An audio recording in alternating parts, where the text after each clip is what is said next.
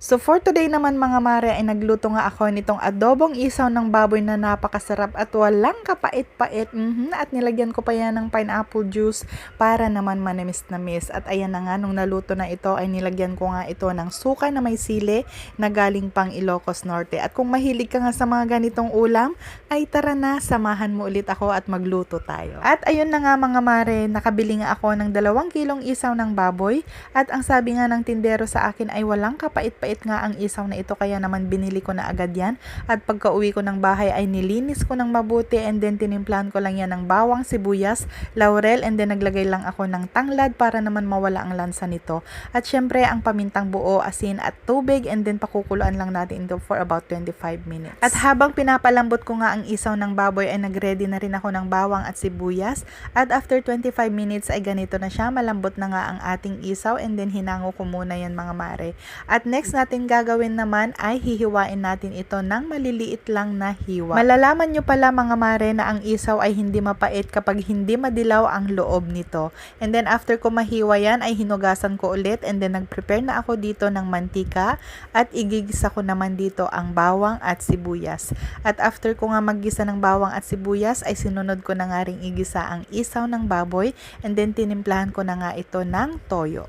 After ko nga maglagay ng toyo ay syempre naglagay rin ako dito ng suka and then naglagay rin ako dito ng pamintang buo at pamintang pino. Naglagay na rin tayo dito ng laurel at para naman mas malasa ito ay naglagay lang din ako ng konting seasoning lang. After nyan ay hinalo-halo ko lang yan at maglalagay na rin ako dito ng brown sugar pambalance sa lasa nito.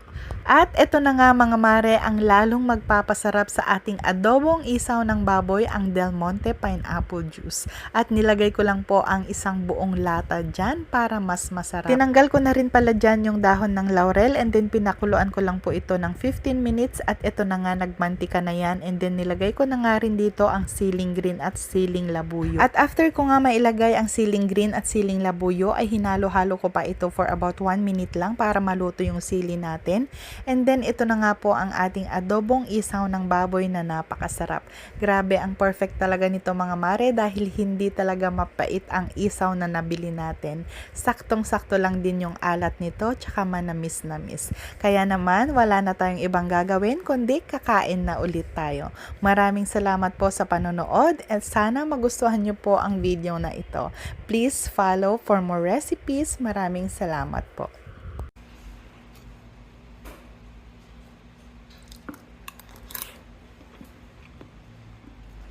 Wow, ang sarap! Tapos, lalagyan natin ng sili.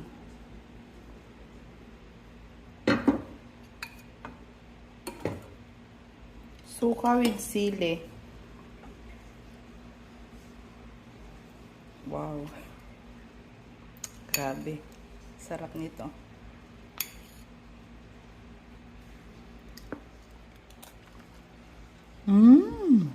Ang sarap ng suka, guys. Wow. Ang sarap, grabe.